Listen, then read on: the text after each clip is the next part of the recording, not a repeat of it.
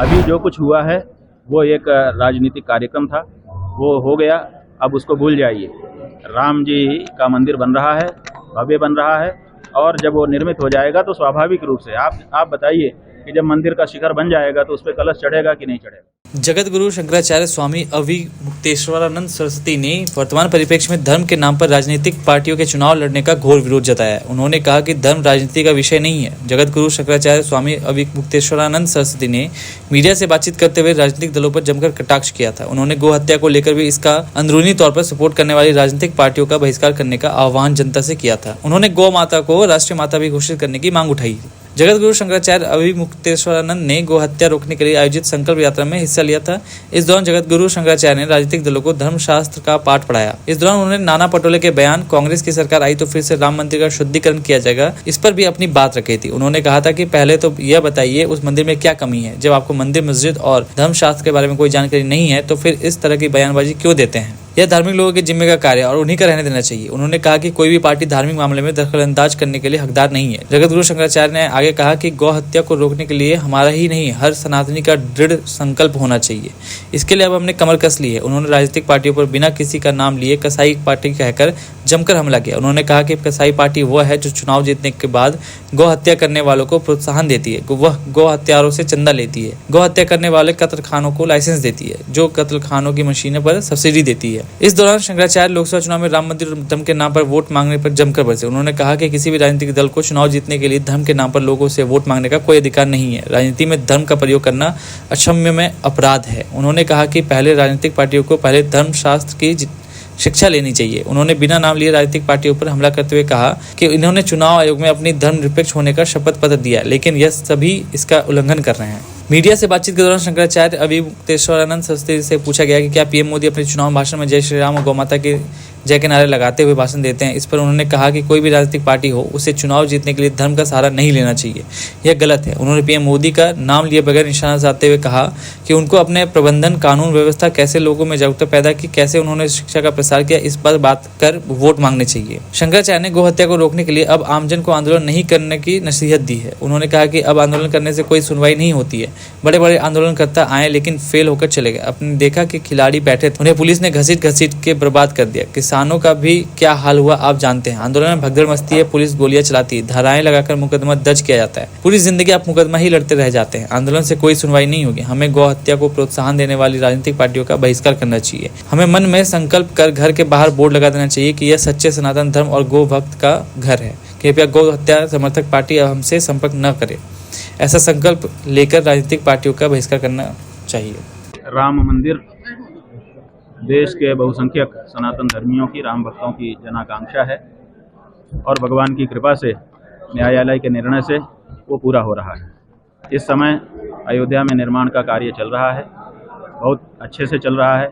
भव्य मंदिर का निर्माण हो रहा है और जैसा कि हम लोगों ने पूछा और जाना है, लगभग 3 वर्ष, 2.5 वर्ष, 3 वर्ष अभी और लगेंगे, तब मंदिर पूरी तरह से निर्मित हो जाएगा। जब मंदिर बन जाएगा तो स्वाभाविक है कि प्रतिष्ठा का कार्यक्रम आरंभ होगा। अभी जो कुछ हुआ है वो एक राजनीतिक कार्यक्रम था, वो हो गया, अब उसको भूल जाइए।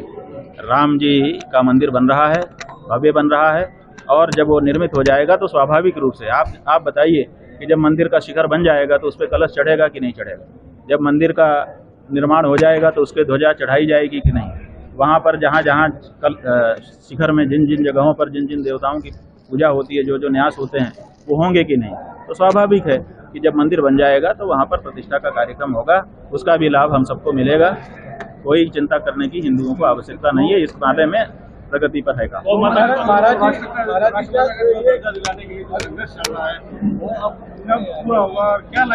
गौ माता जो है ये हिंदुओं के लिए पहला काम है। देखिए, हमारे घर में जब रोटी बनती है तो हम भगवान को बहुत मानते हैं, लेकिन भगवान को पहले थाली नहीं निकालते।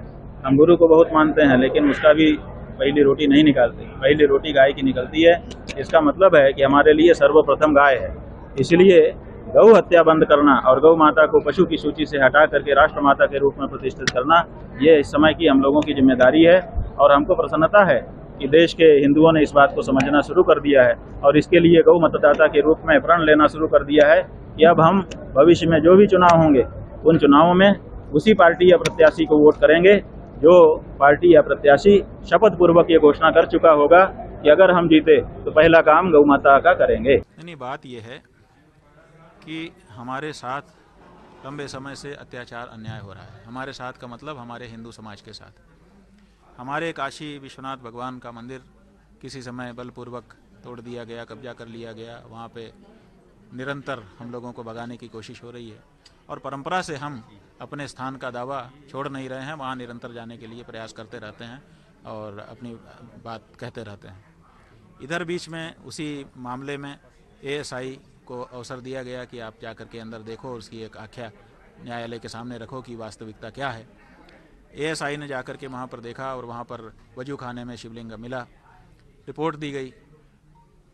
शंकराचार्य जी महाराज उस समय के जो वर्तमान थे, उन्होंने हमको, उस समय हम उनके प्रतिनिधि थे, उन्होंने आदेश किया कि तुम जा करके प्रकट शिवलिंग की पूजा करो हिंदू समाज की ओर से। हम आए, 1.5 साल पहले की ये बात, और हमने कहा कि हम पूजा करने जाएंगे। तो उस समय प्रशासन ने हमको रोक दिया कि नहीं, ऐसे नहीं जा सकते हैं, आपको जो कहना है कोर्ट में जाके कहिए। तो हमने कोर्ट में अर्जी लगाई कि साहब भगवान प्रकट हैं, उनकी पूजा अर्चना प्रतिदिन होना जरूरी है, 2 बार का स्नान, 2 बार का भोजन कम से कम उनके सामने जाना चाहिए। लेकिन 1.5 साल का समय बीत गया। जो प्रतिदिन 2 बार 3 बार की ज़रूरत है, उस बात की सुनवाई के लिए 1.5 साल का समय बीत गया। अभी तक न्यायालय ने सुनवाई नहीं की और भगवान बिना पूजा के हैं।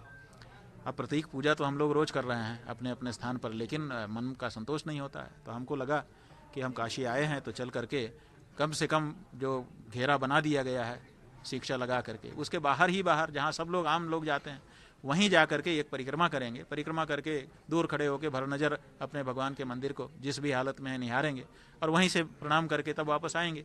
तो अब उतना भी करने से हमको रोका जा रहा है, यही हमारी पीड़ा है। तो आज रोक दिया है आपको? हमको रात 2 बजे से ही पुलिस लगा करके मठ में नज़रबंद कर दिया गया और अभी जब हम समय पर 3:18 पे यहाँ से निकल रहे थे तो भारी पुलिस बल ने हमको रोक दिया। बार बार पूछने पर भी उन्होंने कहा नहीं, बस आप नहीं जा सकते हैं। फिर हमने कहा नहीं, हमको कारण तो बताना होगा, नहीं तो हम नहीं रुकेंगे। तो उन्होंने कहा कि साहब वहाँ 144 धारा लगी है, इसलिए नहीं जा सकते। तो हमने उनसे कहा कि 4 लोगों से ज़्यादा लोगों के होने पर वहाँ पर 144 धारा में नियम है, तो हम 2 लोग जाते हैं, एक बात। और दूसरी बात यह है कि वहाँ पर बहुत सारे दर्शनार्थी हर समय आ रहे हैं, जा रहे हैं, उनकी संख्या तो हज़ारों में है। नमाज पढ़ने के लिए बहुत सारे लोग वहाँ रोज़ आ रहे हैं, शुक्रवार को और ज़्यादा लोग आते हैं, और वहाँ उनके लिए क्या 144 नहीं लागू होती है। और अगर आप 144 धारा का हवाला दे रहे हैं तो फिर हम ऐसा करते हैं कि हमको 2 लोगों को जाने दीजिए, बाकी लोगों को रोक लीजिए। तो उन्होंने कहा कि नहीं, 2 लोगों के लिए भी लिखित अनुमति की ज़रूरत होती है। जहाँ पर 144 धारा होती है वहाँ जाने के लिए अनुमति की ज़रूरत है, तो आप अनुमति के लिए आवेदन करिए, सूचना मात्र से काम नहीं चलेगा। तो हमने कहा ठीक है, अगर ऐसा कानून है तो वो भी हम करते हैं। तो अभी हम अनुमति के लिए पत्र बना करके भेज रहे हैं। फिर जैसा उनका जवाब है, बताया कि अनुमति, हमने तुरंत कागज़ टाइप करवा दिया, तुरंत उनको दे रहे थे। उन्होंने कहा नहीं, हम इसको रिसीव नहीं करेंगे, आप जाइए अमुक कार्यालय में जाइए, वहाँ करिए। माने टालना चाहते हैं, तो कोई बात नहीं है, कब तक टालेंगे, आखिर तो समय तो बीत ही जाता है। तो हम वहाँ कार्यालय में भेज कर रिसीव कराएंगे और फिर वहाँ से जवाब की प्रतीक्षा करेंगे। कारण जो बताया जाएगा उसके आधार पर आगे का निर्णय लेंगे। और आप हमसे जुड़े रहने के लिए सब्सक्राइब करें YouTube पर, फॉलो करें Twitter पर और लाइक करें Facebook पर। और ज्यादा जानकारी के लिए आपको टाइप करना होगा सिर्फ न्यूज़ नशा।